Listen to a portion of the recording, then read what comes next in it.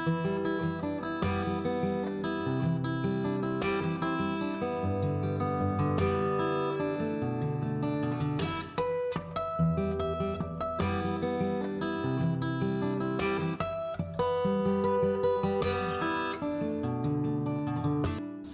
gostaria de dar as boas-vindas a todos e todas nessa noite, mais uma vez, à igreja, aos membros da igreja, aos visitantes também, aqueles que nos visitam hoje pela primeira, pela segunda, ou aqueles que já vêm nos visitando há algum tempo.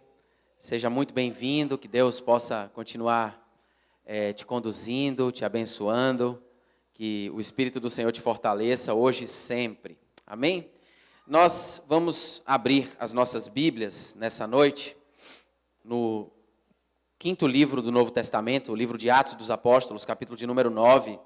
E eu gostaria de tratar sobre um tema bastante importante nessa noite, que é a conversão do apóstolo Paulo, antes chamado Saulo, e tratar basicamente sobre a sua conversão e sobre a verdadeira conversão. É sobre esse tema, de fato, que eu gostaria de lhes apresentar nessa noite. Mas antes de nós darmos prosseguimento, né, à leitura em Atos, capítulo de número 9, versículos de 1 a 22, eu gostaria de fazer uma oração. Queria te convidar a orar junto comigo, curvar sua cabeça e pedir ao Senhor que nos conduza nessa tarefa de ministrar a sua palavra.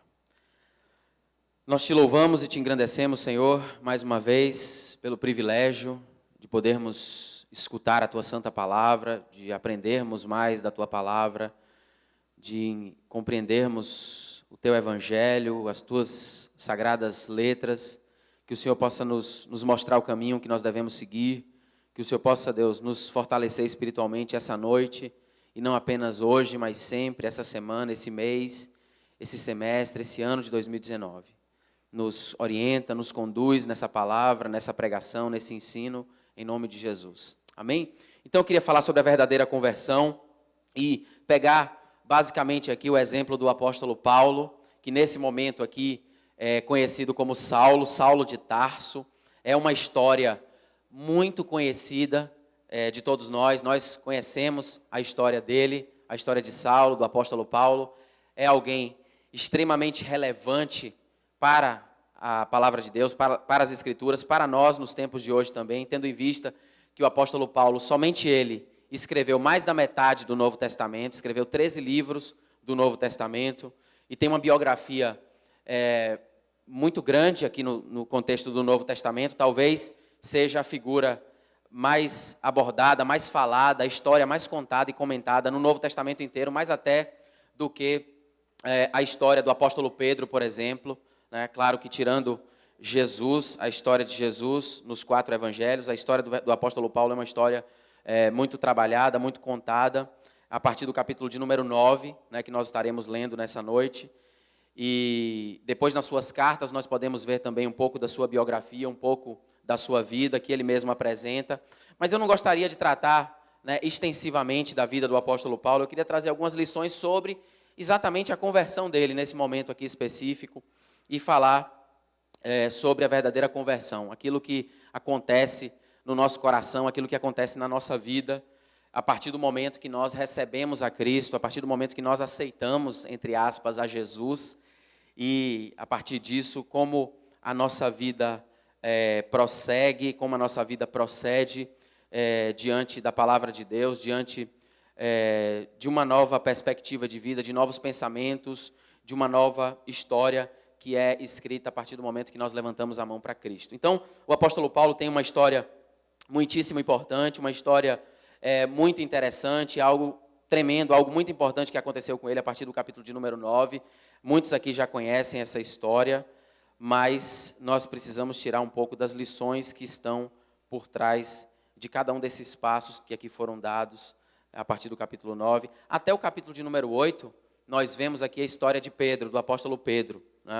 É uma história mais focada nele, focada nesse apóstolo, nesse discípulo de Jesus, que foi o primeiro dos discípulos, o primeiro pastor da igreja.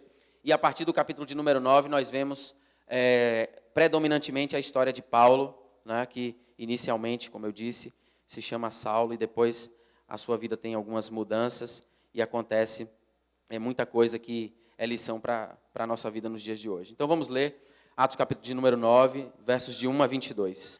E Saulo, respirando ainda ameaças e mortes contra os discípulos do Senhor, dirigiu-se ao sumo sacerdote e pediu-lhe cartas para Damasco, para as sinagogas, a fim de que se encontrasse com alguns daquela seita, quer homens, quer mulheres, e os conduzisse presos a Jerusalém. Indo no caminho, aconteceu que, chegando perto de Damasco, subitamente o cercou um resplendor de luz do céu, e caindo em terra ouviu uma voz que lhe dizia: Saulo, Saulo, por que me persegues? E ele disse: Quem és, Senhor? E disse o Senhor: Eu sou Jesus a quem tu persegues. Duro é para ti recalcitrar contra os aguilhões. E ele, tremendo e atônito, disse: Senhor, que queres que eu faça? E disse-lhe o Senhor: Levanta-te e entra na cidade, e lá te será dito o que te convém fazer. E os homens que iam com ele pararam espantados, ouvindo a voz, mas não vendo ninguém. E Saulo levantou-se da terra e, abrindo os olhos, não via ninguém, e guiando-o pela mão, o conduziram a Damasco. E esteve 3 dias sem ver, e não comeu nem bebeu. E havia em Damasco um certo discípulo chamado Ananias. E disse-lhe o Senhor em visão: Ananias. E ele respondeu: Eis-me aqui, Senhor. E disse-lhe o Senhor: Levanta-te e vai à rua chamada Direita, e pergunta em casa de Judas por um homem de Tarso chamado Saulo, pois eis que ele está orando.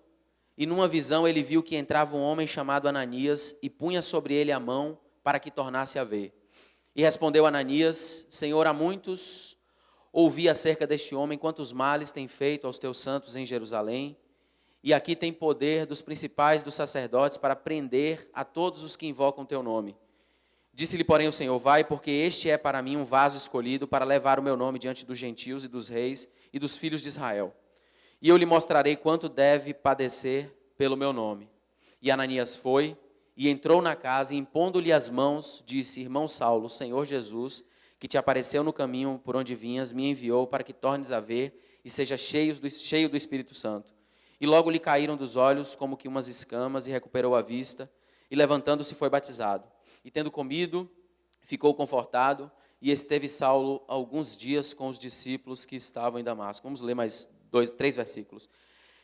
E logo nas sinagogas pregava a Cristo, que este é o Filho de Deus, e todos os que o ouviam estavam atônitos e diziam: Não é este o que em Jerusalém perseguia os que invocam este nome, e para isso veio aqui, para os levar presos aos principais sacerdotes?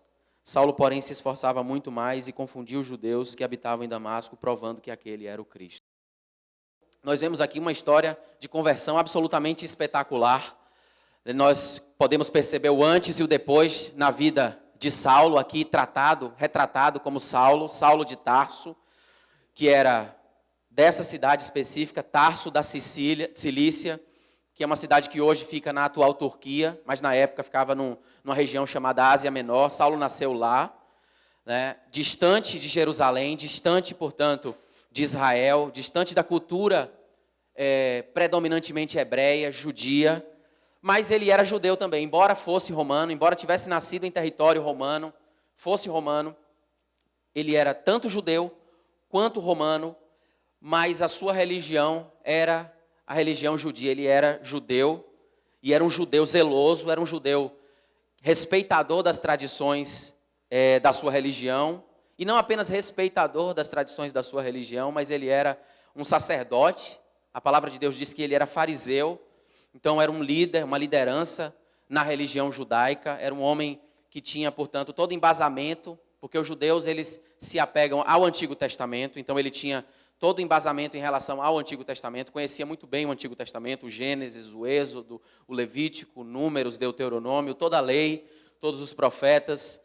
Alguns estudiosos chegam a dizer, pelo fato de que ele era fariseu, alguns estudiosos chegam a dizer que ele sabia o Antigo Testamento todo de cor e salteado. Ele tinha todo o Antigo Testamento decorado na sua mente, porque essa é a cultura judaica até os dias de hoje, ensina os seus filhos desde novos, desde muito cedo, a lerem a Bíblia, a lerem o Antigo Testamento, a se aprofundarem nas Escrituras, a conhecerem profundamente e a decorarem.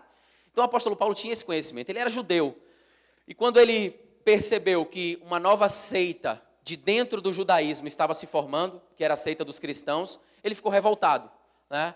Como todo o bom religioso, como todo bom sacerdote, como toda pessoa que é bastante ligada à sua religião, ficaria vendo que a sua própria estrutura religiosa poderia ruir diante de uma nova religião que estava surgindo. Então ele era judeu, ele nasceu em Tarso, numa região romana. Aliás, o Império Romano dominava toda a região naquela época, e era romano também. Paulo era poliglota, Paulo falava diversas línguas. Então Deus já estava preparando o apóstolo Paulo para uma obra grande, né, que aconteceria na sua vida, porque ele pregaria no futuro a muitas nações, a muitos povos, em diversas línguas. Os estudiosos costumam dizer que o apóstolo Paulo falava pelo menos o aramaico, o hebraico, o grego e talvez até mesmo o latim. Naquela época, obviamente, não existia o inglês, não existiam as línguas latinas como nós conhecemos, português, francês, espanhol. Mas o apóstolo Paulo falava todas as línguas correntes da época. Era um homem extremamente capacitado, um homem extremamente habilidoso no falar. Enfim, um homem que foi preparado por Deus para uma obra futura. Ele achava que ele estava se preparando para a sua religião, mas não. Deus o estava preparando para ser, talvez, o maior cristão de todos os tempos, né? O homem mais destacado do cristianismo na história.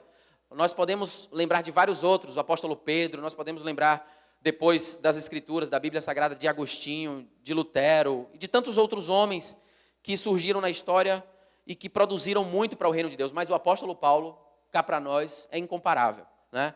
Como eu disse, escreveu 13 livros do Novo Testamento, né? Ou seja, a maioria dos livros do Novo Testamento foram escritos pelo apóstolo Paulo, e ele era profundamente religioso. É importante você entender esse pano de fundo. Ele era muito religioso. Ele era muito ligado às tradições do judaísmo. Filipenses, capítulo 3, versículos de 5 a 6, dizem o seguinte, ele falando a respeito de si mesmo. Em Filipenses, se você quiser abrir sua Bíblia para você acompanhar, você pode fazer isso. Capítulo 3, versículos de 5 a 6, diz o seguinte, ele falando a respeito de si mesmo, circuncidado, eu fui circuncidado ao 8º dia, da linhagem de Israel, da tribo de Benjamim, hebreu de hebreus, segundo a lei fariseu, segundo o zelo perseguidor da igreja, segundo a justiça que há na lei, irrepreensível. Então, um homem absolutamente ligado às suas tradições religiosas. Fariseu. O texto aqui diz que ele era fariseu. Fariseu era um mestre da lei, era um doutor da lei. Então, é justificável isso que nós acabamos de ler aqui no começo da sua biografia.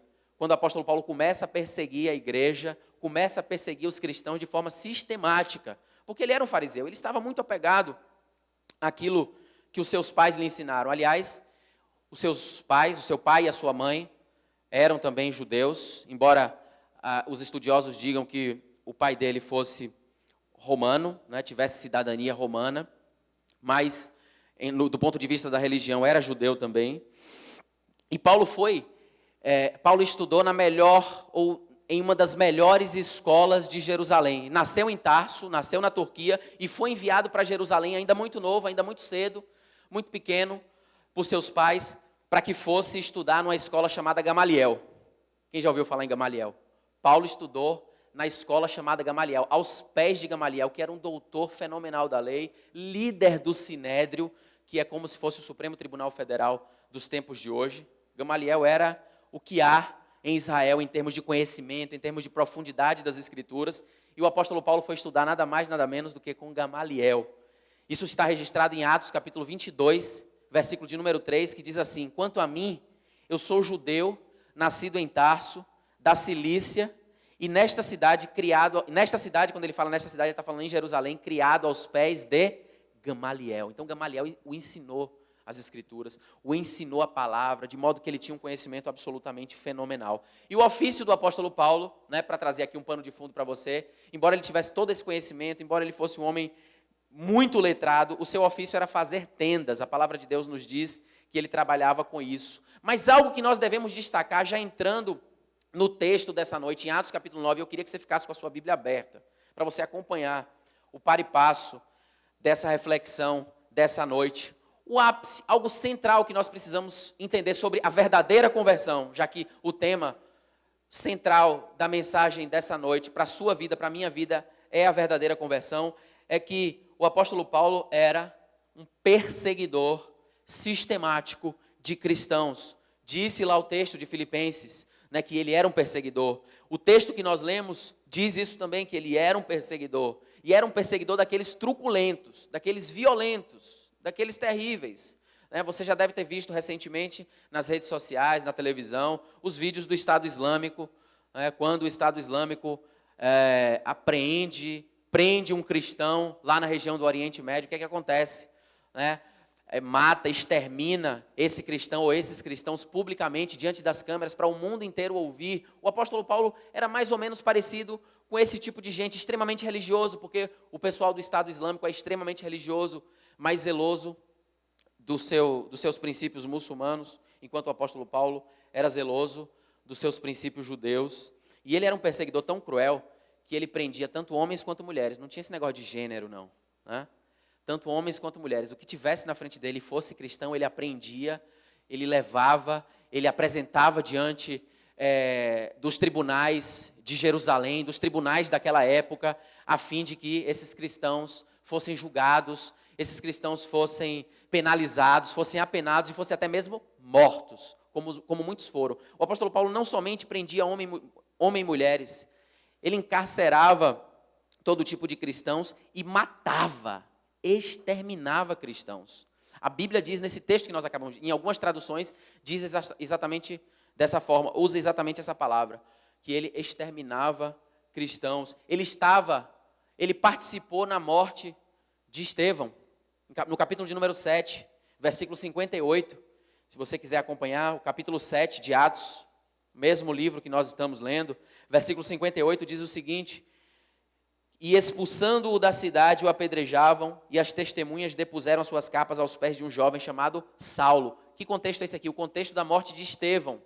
Estevão estava ali sendo apedrejado, e Saulo estava participando da morte de Estevão, um cristão piedoso, que estava sendo julgado, condenado à morte, somente porque pregava o evangelho. Era esse o contexto da igreja. Hoje nós vemos uma igreja, num contexto completamente diferente. Nós aqui no Brasil temos liberdade para pregar o evangelho, liberdade para abrirmos igrejas, liberdade para falarmos de Jesus, para irmos nas casas dos irmãos e evangelizarmos e discipularmos uns aos outros. Naquele contexto não era assim. Naquela época não era assim. Portanto, os cristãos eram absolutamente perseguidos, como acontece até hoje também em muitos países, na China, Coreia do Norte, enfim, os países do Oriente Médio, de um modo geral, onde o cristianismo é absolutamente censurado. Quando eu estive no Egito, juntamente com minha esposa, nós ficávamos com receio, com medo até de dizermos que éramos cristãos, porque os cristãos lá são terrivelmente perseguidos, os cristãos cóptas no Egito são muito perseguidos. Quando nós visitamos outros países no Oriente Médio também, nós ficávamos tensos, não existem igrejas cristãs, enfim, é algo muito tenso, é algo muito complicado, muito complexo, e nós vamos dar glória a Deus por isso, temos a oportunidade de servirmos a Jesus num país livre, num país que nos permite professarmos a nossa fé. Meu querido e minha querida, o apóstolo Paulo, portanto, era perseguidor, mas o Senhor Deus, mediante o seu poder, mediante a sua glória, mediante a sua vontade, promoveu uma conversão na vida do apóstolo Paulo. O Senhor Deus, aqui no texto de Atos, capítulo de número 9, diz que o apóstolo Paulo estava perseguindo os cristãos, tinha pegado autorização em Jerusalém para ir até Damasco, uma cidade na Síria, a fim de que lá capturassem alguns cristãos nas sinagogas. Portanto, perseguindo os cristãos, Deus o alcançou mesmo assim. Deus mesmo assim teve compaixão dele, e ali no meio da estrada, enquanto ele estava no seu trajeto de perseguição, a Bíblia diz que ele caiu, e juntamente as pessoas que o acompanhavam caíram, e a partir daquele momento, Atos capítulo número 9, nós vemos a conversão de Saulo. Saulo se converte, Saulo se torna um cristão, um homem que antigamente odiava os cristãos, um homem que antigamente tinha uma aversão completa e total à palavra de Jesus, à palavra de Deus, nesse momento está rendido diante de Jesus. Jesus dizendo: Saulo, Saulo, por que me persegues? Ele está ali ajoelhado, prostrado diante de Jesus. O que eu quero te dizer com isso é que a verdadeira conversão, ela pode acontecer na vida de qualquer um. seja ele pobre, seja ele rico, seja ele tenha sido ele uma pessoa assassina, enfim, qualquer pessoa pode receber a graça de Jesus, qualquer pessoa pode ser alvo da misericórdia de Jesus e ser alcançada por sua palavra, assim como o apóstolo Paulo foi, que era alguém completamente difícil de se converter, completamente difícil de mudar a sua vida, de mudar os seus caminhos, mas foi Deus quem converteu. E quando Deus faz, Ele garante. Quando Deus age, Ele garante.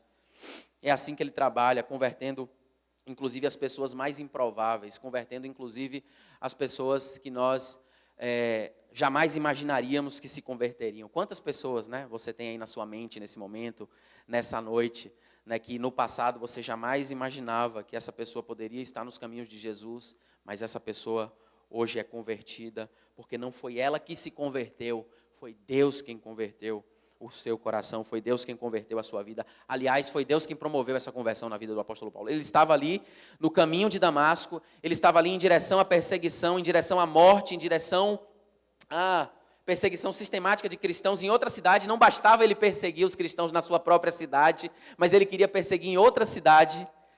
Mas a graça, diga comigo, a graça e a misericórdia de Deus o alcançaram ali no meio do caminho. A mesma graça que foi lá ao encontro de Moisés. Jamais Moisés imaginaria que ele seria o instrumento de Deus para libertar milhões de pessoas do Egito para Israel. Jamais ele imaginaria isso. Mas foi Deus quem foi lá, que tomou a iniciativa de ir até Moisés, converter o coração de Moisés e fazer de Moisés um libertador, um profeta e um líder daquela nação. Um homem que era gago. Um homem gago, a Bíblia não fala gago, mas a Bíblia fala pesado de língua, que não tinha condições de falar em público, porque era pesado de língua, mas o Senhor tomou Moisés, por graça e misericórdia, e fez dele um homem convertido para a sua glória. Ou seja, a glória de Deus naquele momento era no sentido de libertar, era no sentido para libertar o povo do Egito e levá-lo para a terra prometida. Então, a graça e a misericórdia de Deus que continuam ao nosso alcance, que continuam à nossa disposição, é graça, que é favor imerecido, né? É algo que nós não merecemos, é algo que vem de Deus em relação a nós. A misericórdia do Senhor, que é a causa de nós não sermos consumidos, foram esses conceitos, foram essas bênçãos que alcançaram o apóstolo Paulo, porque ele não merecia, nós não merecemos a graça de Deus, nós não merecemos a misericórdia do Senhor, mas o Senhor nos ama mesmo assim. Mas o Senhor tem graça e misericórdia em relação a nós mesmo assim. Foi assim com o ladrão da cruz. Jesus estava ali, aquele homem tinha... Ninguém sabe a história, ninguém sabe a biografia daquele homem. O que se sabe é que ele era um ladrão. Ele pode ter sido ladrão a vida toda, mas ele pode ter sido ladrão em alguns momentos de sua vida, talvez no final de sua vida apenas. Enquanto ele estava ali na cruz, ele tinha sido condenado por isso, portanto.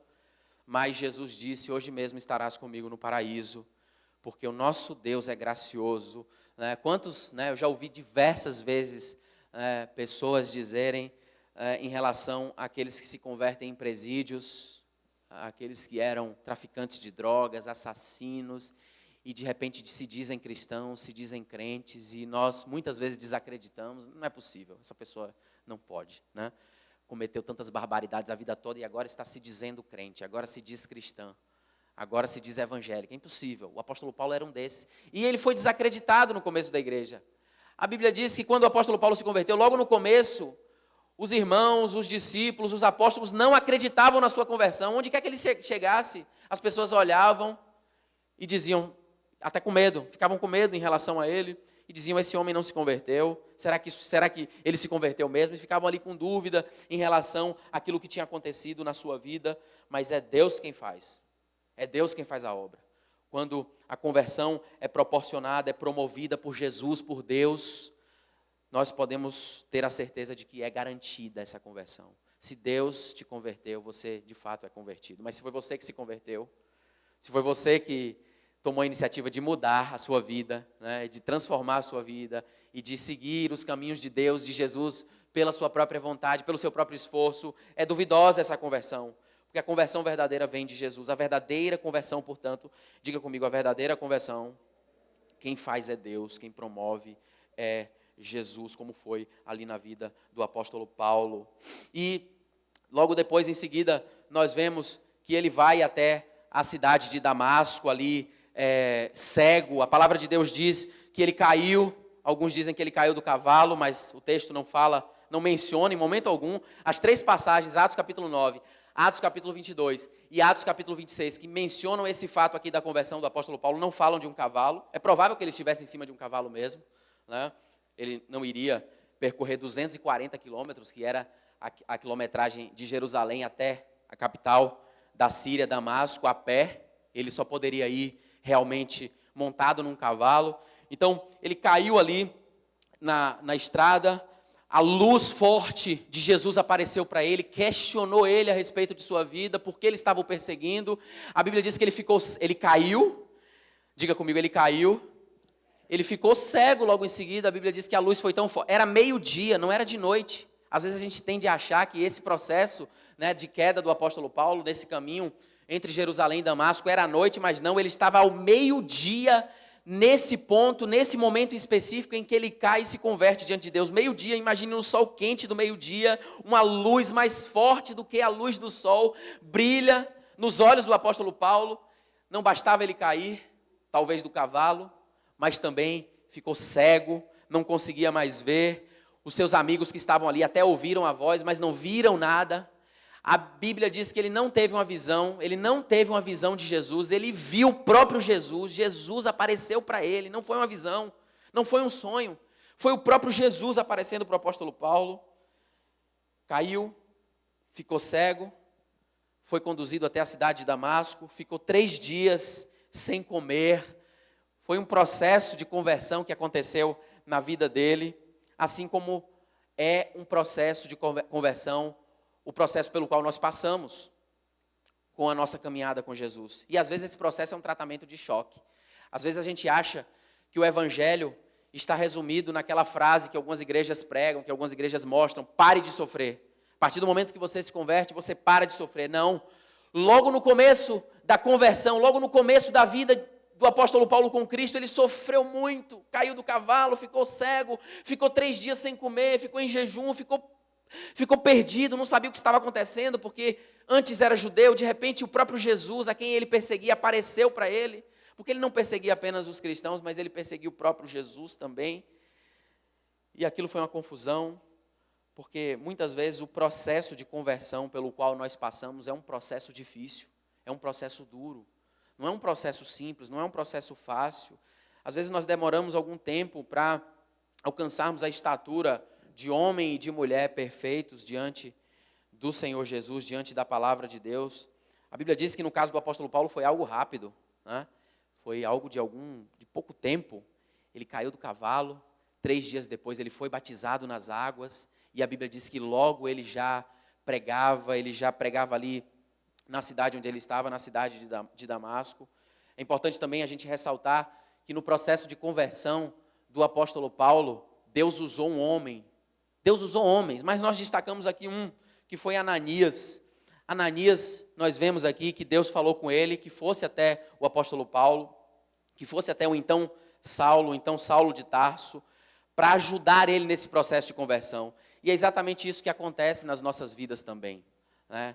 No processo de conversão, Deus coloca pessoas no nosso caminho, Deus coloca pessoas na nossa vida para nos ajudar, para nos fazer crescer em Cristo, né? Quantas pessoas o Senhor tem colocado nos seus caminhos, o Senhor tem colocado na sua vida para te ajudar na sua espiritualidade, para te ajudar a crescer? Deus tem colocado a igreja para te ajudar, Deus tem colocado o pastor para te ajudar a crescer espiritualmente. Deus colocou Ananias nos caminhos de Paulo para o ajudar a crescer, para que ele se fortalecesse espiritualmente.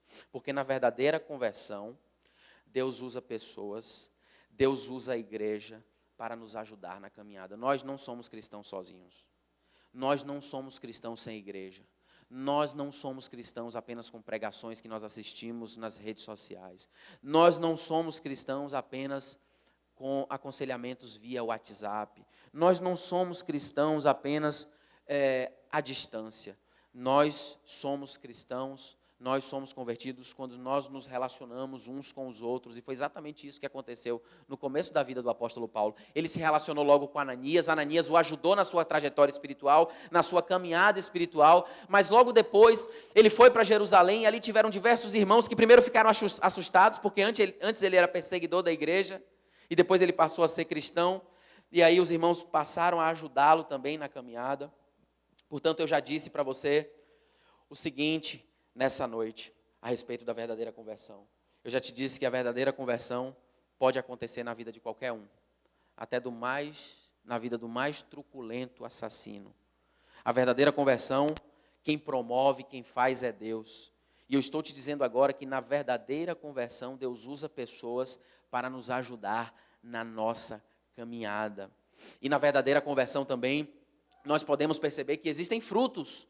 Nós produzimos frutos quando nós nos convertemos de verdade, quando nós aceitamos a Cristo de verdade, quando nós recebemos a Cristo na nossa vida de forma verdadeira, de forma profunda, quando Cristo realmente toca no nosso coração e nos transforma, Ele nos faz produzir frutos. Então, pare para observar a sua vida nessa noite, pare para olhar para a sua trajetória, para a sua caminhada como cristão, quais são os frutos que você tem produzido como cristão.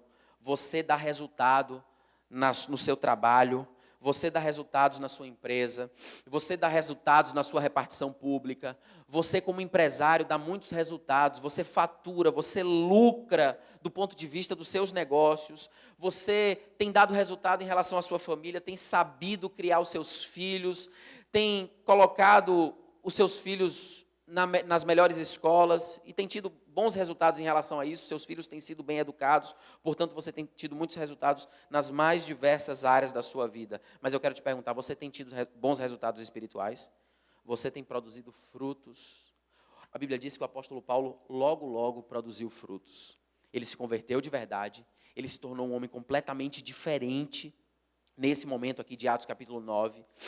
E o versículo de número 20 diz o seguinte, que logo nas sinagogas ele pregava a Cristo. Então foi uma conversão tão profunda que ele não queria o evangelho apenas para ele, ele queria compartilhar o evangelho com os outros. É isso que muitas vezes acontece no nosso coração quando nós nos convertemos e que pelo menos deve acontecer. Nós temos que ter vontade, nós temos que ter desejo de compartilharmos o evangelho com os nossos próximos, com os nossos amigos, com os nossos familiares, com os nossos parentes, com os nossos vizinhos. O evangelho tem que ser uma realidade não apenas para a nossa vida, mas o evangelho tem que ser uma realidade para a vida daqueles que nós amamos também. O versículo 20 diz, o apóstolo Paulo pregava Jesus ali nas sinagogas, porque a conversão que aconteceu no seu coração foi uma conversão verdadeira. Ele mudou radicalmente.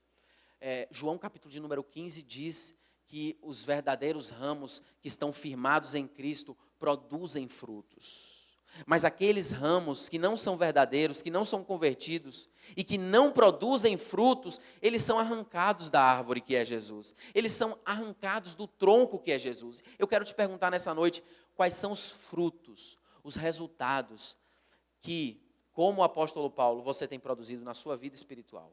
Eu sei que você tem sido muito competente nas mais diversas áreas, nos mais diversos assuntos, mas espiritualmente, para quantas pessoas você tem pregado o evangelho? Para a sua família tem conhecido a Cristo por meio de você, você tem sido um instrumento de Deus em relação à sua família, para apresentar Jesus? Quais são os frutos? Quais são os resultados? Porque na verdadeira conversão, há produção de frutos. Na verdadeira conversão, há resultados. Nós temos que dar resultados espirituais. Nós precisamos ser crentes produtivos, como o apóstolo Paulo foi. A verdadeira conversão que se operou na sua vida foi uma conversão radical, que mudou a ele e mudou a todos os que estavam no seu entorno, que mudou a ele e mudou a todos os que estavam no seu redor. Ele foi tão mudado, ele foi tão profundamente transformado por Jesus naquele dia, naqueles 3 dias, que ele teve a capacidade também de expandir a mudança da sua vida para a vida das outras pessoas também que estavam próximas dele. E eu quero concluir essa mensagem, eu quero concluir essa reflexão dizendo que no que diz respeito à conversão, no que diz respeito à conversão verdadeira, para Deus não há limites. Não há limites para Deus, porque Ele converte até o maior pecador, pois Ele é Deus. Ele é Deus, é Ele quem promove a conversão. E eu gostaria de citar 2 Coríntios, capítulo 5, versículo 17, que eu acho que fala um pouco a respeito da verdadeira conversão. Eu gostaria que você abrisse a sua Bíblia em 2 Coríntios, capítulo 5, versículo 17, que trata exatamente da verdadeira conversão, e que foi o próprio apóstolo Paulo que escreveu essas palavras, que escreveu esse versículo, que é tão conhecido, que é tão famoso, que certamente você conhece. Não é 1 Coríntios, é 2 Coríntios, capítulo de número 5, versículo 17, que fala da verdadeira conversão, que fala da profundidade que há na vida daqueles que estão firmados em Cristo, na vida daqueles que estão firmados na rocha, que é Jesus. Diz assim, 2 Coríntios, capítulo 5, versículo 17. Assim que se alguém está em Cristo, nova criatura é. As coisas velhas já passaram, e eis que tudo se fez novo. Se alguém está em Cristo, porque é Cristo que converte. Nós precisamos estar nele. Nós precisamos estar fundamentados nele, assim como o apóstolo Paulo estava fundamentado em Jesus. Assim como a conversão do apóstolo Paulo não se fundamentou em filosofias dessa vida, não se fundamentou num evangelho errado, porque muitas pessoas têm se convertido de acordo com um evangelho diferente daquele que está escrito na Bíblia, daquele que está escrito no Novo Testamento. Mas se nós estivermos em Cristo, nós somos novas criaturas, assim como o apóstolo Paulo passou a ser uma nova criatura. Antes ele era perseguidor de cristãos, depois ele passou a ser um cristão perseguido, sistematicamente perseguido. Se alguém está em Cristo, nova criatura é, as coisas velhas já passaram. As coisas velhas já passaram da sua vida? As coisas velhas já cessaram, já acabaram na sua vida e tudo se fez novo. Tudo precisa se fazer renovado nas nossas vidas a partir do momento que nós aceitamos a Cristo, a partir do momento que nós recebemos a Cristo nas nossas vidas. Amém? Eu queria te convidar nesse momento a ficar de pé. Nós vamos orar para que o Senhor continue trabalhando em nós, processando essa conversão na nossa história, que nós possamos continuar crescendo em Deus, que nós possamos continuar crescendo em Cristo nessa noite e de hoje em diante cada vez mais. Te convido a fechar os seus olhos nesse momento, curvar a sua cabeça, apresentar os seus caminhos, apresente a sua vida, apresente os frutos que você tem produzido, os frutos que você tem dado. Ou se você tem dado frutos, se você tem sido um cristão que frutifica, se a sua conversão é uma conversão verdadeira, se a sua mudança de fato ocorreu. Pai, nós nos colocamos aqui diante do Senhor nessa noite, diante da Tua presença, diante da Tua santa palavra. Hoje, ouvimos aqui, Senhor Deus, a Tua voz, ouvimos as Escrituras nessa noite, Pai. Ouvimos o exemplo do apóstolo Paulo, ouvimos como se processou a conversão na sua vida. Ele foi confrontado pelo Evangelho, confrontado pela Tua palavra, confrontado, Senhor Deus, pela Tua presença ali na estrada de Damasco. E a sua vida nunca mais foi a mesma. Ele se tornou, Deus, um homem de Deus, mais do que o maior cristão que existiu na história. Ele se tornou um homem de Deus. E nós oramos nessa noite, nós oramos nesse momento, para que nós sejamos homens e mulheres de Deus, para que nós sejamos verdadeiramente convertidos, para que a nossa conversão seja cada dia mais profunda, para que nós estejamos cada vez mais ligados a Jesus e cada vez mais desligados daquilo que nos afasta de Ti, da Tua palavra, da Tua presença, Senhor. Opera na vida de cada pessoa que está aqui nessa noite, na vida de cada pessoa que veio nessa noite, transforma, restaura, Deus, aquilo que precisa ser mudado, aquilo que precisa ser transformado, aquilo que precisa, Deus, de libertação, aquilo que precisa de renovo, aquilo que precisa de mudança na vida de cada pessoa que está aqui nessa noite, que o Senhor possa trazer essa mudança, que o Senhor possa trazer essa libertação, que o Senhor possa trazer esse renovo nessa noite. É a nossa oração em nome de Jesus. Amém.